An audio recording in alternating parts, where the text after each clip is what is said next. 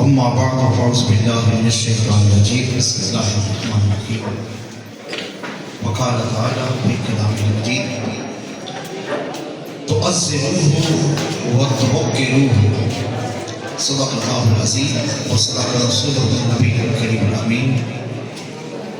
صلوا على الحبيب اللهم صل محمد وعلى آله وأصحاب سيدنا محمد وآله وصلوا عليه اللهم صل على سيدنا محمد وعلى آله وأصحاب سيدنا محمد وآله وسلم صلوا عليه.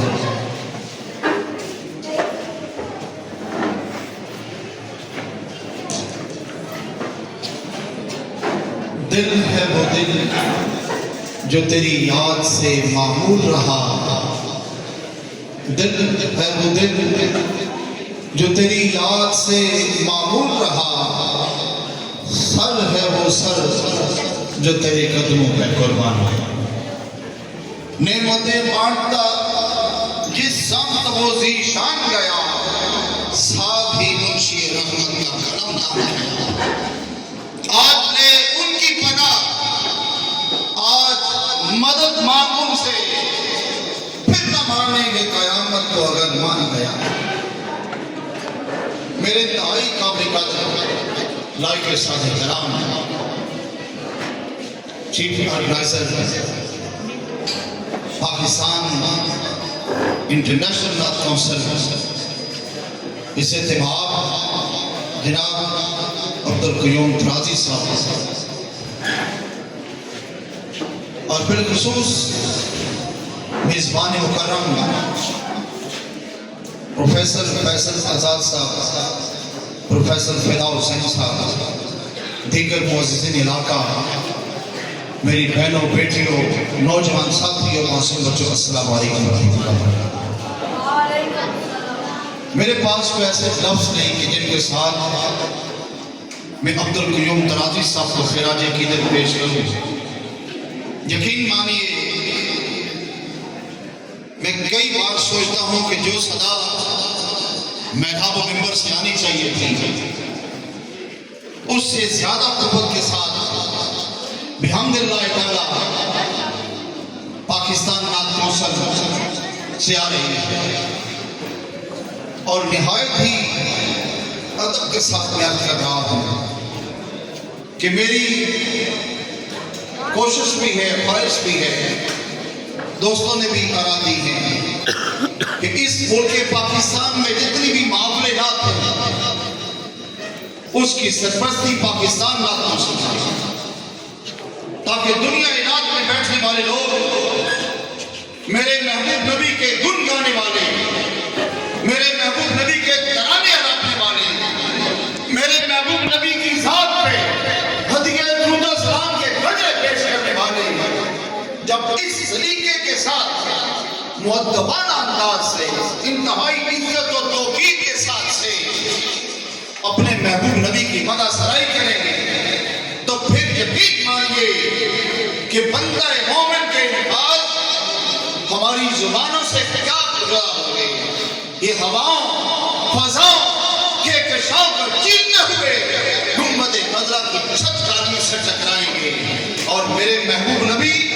جو ہمارے حال اور کار سے باخبر ہیں ان کی جانب سے ہمیں مزید عزتیں اور محبتوں کی دولت نصیب ہوئی. میں نے سورہ الفتح کی آیت نمبر 9 کے صرف 2 لفظ پڑھے ہیں آپ کے سامنے، جس کا مطلب ہے کہ رسول معظم صلی اللہ علیہ وسلم کی نہایت عزت اور نہایت احترام ہے. راضی صاحب کا میں ممنون ہوں کہ جنہوں نے مجھے اس اسٹیج پہ بولنے کی عزت دی. یقین مانیے اس محفل میں آنے والا ہر ایک بچہ، ہر ایک جوان نہایت عزتوں میں آئے گا. اور پھر میرے ساتھ دو ایسے جوان جن کے ہاتھوں میں تلوار ہے. میں تاریخ کے اوراق کی جانب آپ کی تھوڑی سی توجہ مبذول کرانا چاہتا ہوں. جناب رسالت آپ صلی اللہ علیہ وسلم نے جب مکہ چھوڑا، مدینہ منورہ میں تشریف لائے تو میرے محبوب نبی علیہ السلام نے تلوار کو اٹھایا. پیارے کریم آقا علیہ السلام نے تلوار کو اٹھایا اور تلوار کو اٹھا کر بھی خطبہ دیا.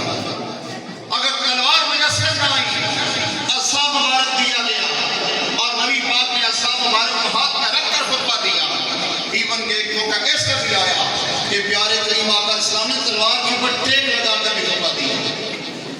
خطبے کے الفاظ کیا تھے کہ لوگوں، ہم نے اعلان دین اسلام کا پیغام عام کرنا ہے۔ آج ہمارے سامنے اگر دین اسلام کی ابیاری کرنے والوں کے خلاف اگر کوئی بندہ زبان درازی کرے گا تو ہم اس کی زبان کو کاٹنا ہے، اگر ہاتھ اٹھائے گا تو ہم اس کے ہاتھ کو کاٹیں گے۔ آج اسلام پوری عزت، پورے وقار، پوری قوت کے ساتھ ابھرے گا اور بحمد اللہ تعالیٰ یہ مشرق و مغرب پھیلے گا۔ لیکن معزز سامعین، میں جب اس جانب آتا ہوں کہ پیارے کریم آقا علیہ السلام کے صحابہ کرام نبی پاک علیہ السلام کے وضو کا پانی تک نیچے نہیں گرنے دیتے تھے، پیارے کریم آقا علیہ السلام کی مدد سرائی، یہ معمولی بات نہیں ہے۔ آج ہمیں پھولوں کے ہاتھ پہنائے جاتے ہیں، آج ہمارے لیے اسٹیج پیئر پیش کیا جاتا ہے، اور یہ عبد القیوم ترازی صاحب نے جو کام کیا ہے، سیدہ طیبہ طاہرہ خاتون جنت حضرت عائشہ صدیقہ بنت صدیق اکبر رضی اللہ تعالیٰ عنہ سنو، حضرت عائشہ صدیقہ رضی اللہ تعالیٰ کے سامنے حسان بن ثابت نے جب بارگاہ نبی میں یہ اشعار پیش کیے کہ وارثا من لم ترکت توئنی واکبر من لم تلد النساء خلقت مبرا من کل عیب کانک قد خلقت کما تشاء۔ حضرت عائشہ صدیقہ نے گزارش کی کہ حسان بن ثابت، اس سے پہلے میرے دل میں کچھ باتیں تھیں، لیکن آج جو تم نے اشعار پڑھے ہیں، میں سید انبیاء کی بارگاہ عالیہ میں ریکویسٹ کرتی ہوں، گزارش پیش کرتی ہوں کہ حسان بن ثابت کو جنت الفردوس میں اعلیٰ مقام نصیب ہو جائے۔ معزز سامعین، یہ تو دنیا کی مالا ہے، یہ تو دنیا کے ہار ہیں، اور جن کو پہنایا جاتا ہے، اور یقین مانیے یہ جو ہار پہنانے والے ہیں، یہ جو عزتیں دینے والے ہیں، یقیناً انسان کے برتن میں جو کچھ ہوتا ہے وہی دوسرے کو دے سکتا ہے۔ ان کے دل و دماغ کو پروردگار عالم نے ایسا عزتوں سے نوازا ہے کہ یہ بلا شبہ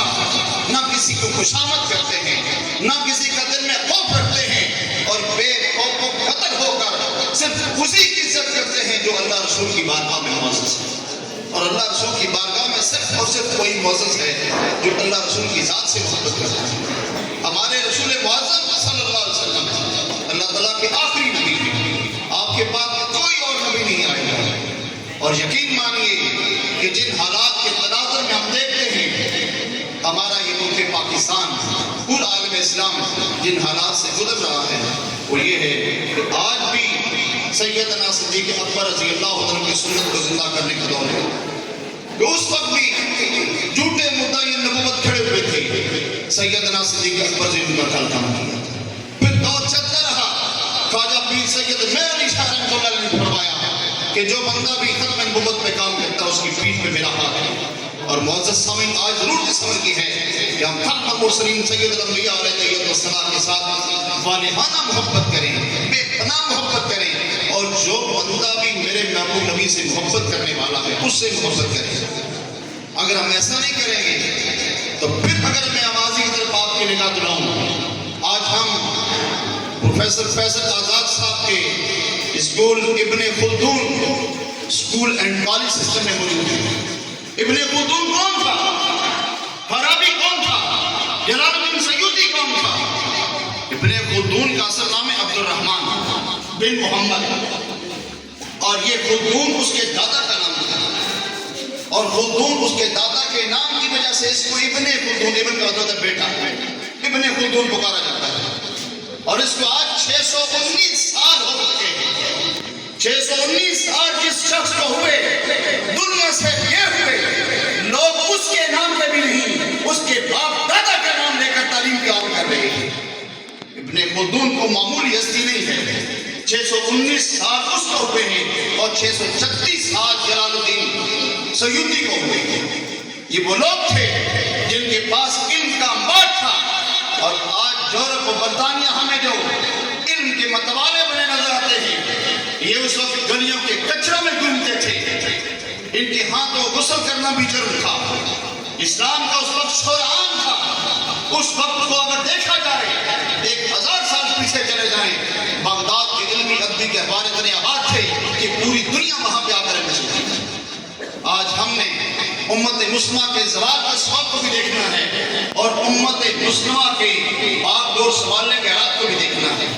آج ہمارا زوال کا صرف سبب اتنا ہے کہ ہم نے در رسول سے روگردانی کی ہوئی ہے۔ آج ہمارا کلام گفتگو تو ہوتا ہے لیکن اس میں صدق نہیں پایا جاتا ہے۔ ضرورت اس عمر کی ہے کہ ہمارا کردار ہمارا کیا ہے، ہماری گفتگو، ہماری سچائی، ہمارا زیور ہو۔ اگر ہم ان چیزوں کو اپنا لیں اور مکین گنبد خضرا کی جانب رخ کر لیں تو یقین مانیے یہی وہ لوگ ہیں جو ہمیں لے کر چلتے ہیں۔ اور اسی وجہ سے میں نے گزارش کی ہے کہ اس ملک پاکستان میں اگر کوئی بھی محفل نہ ہو اور یہ جو پیٹرن انہوں نے دیا ہے، جو طریقہ کار انہوں نے ہمیں سکھایا ہے، جو طریقہ کار انہوں نے اپنایا ہے، اس کے مطابق اگر چلا جائے تو کسی بھی محفل ناک میں آپ جائیں گے تو آپ کی آنکھیں محبت رسول میں چھم چھم برسیں گے، آپ کا کلیجہ محبت رسول میں ٹھر جائے گا۔ آج ہماری نگاہوں میں طہارت آ جائے گی، ہمارے دل میں پاکیزگی آ جائے گی، ہمارے دماغ میں نفاست آ جائے گی۔ میں جناب محترم عبدالقیوم ترازی صاحب کی پوری ٹیم کا تہہ دل سے ممنون بھی ہوں، دعائیں بھی کرتا ہوں۔ ہماری دعائیں بھی، ہماری دوائیں بھی ہم وقت ان کے ساتھ ہیں۔ اللہ رب العزت ان کو عمر خضر عطا فرمائے اور اسی طرح سے یہ قافلہ ہمارا ملک پاکستان کے کوچے کوچے میں جا کر پیارے محبوب نبی کے جیسے یہ محبت کرنے والے لوگ یہ چن چن کر یہاں پہ لاتے ہیں اور ان کو لوگوں کے سامنے پیش کرتے ہیں۔ معزز سامعین، اگر ہم اس کو اپنا لیں تو اقبال نے کہا تھا دو عالم سے کرتی ہر بیگانہ دل کو عجب چیز ہے لذت آشنائی۔ یقیناً جو لذت آشنائی انہوں نے ہمیں دی ہے، اگر ہم اس کو عام کر ڈالیں تو پورے ملک پاکستان میں کوچے کوچے میں کریا کریا میں ایسے ہی حسین جوان سامنے ہوں گے، ایسے ہی مجاہد سامنے ہوں گے جو کسی لہجہ بھی دین اسلام کے لیے لفظ بھی برداشت نہیں کریں گے، اس کے خلاف جو کسی لمحہ بھی دین اسلام کے خلاف ایک حرکت کو بھی برداشت نہیں کریں گے، اور عالم اسلام میں ہمارا روح باقی ہوگا۔ اس کے لیے وہی ایک سبق ہے علامہ اقبال کے جواب شکوہ کا آخری شعر ہے جو پوری گفتگو کا لب لباب اور خلاصہ ہے کہ کی محمد سے وفا تو نے تو ہم تیرے ہیں۔ یہ جہان چیز ہے کیا، لوح قلم تیرے ہی، آمین واخر دعوانا۔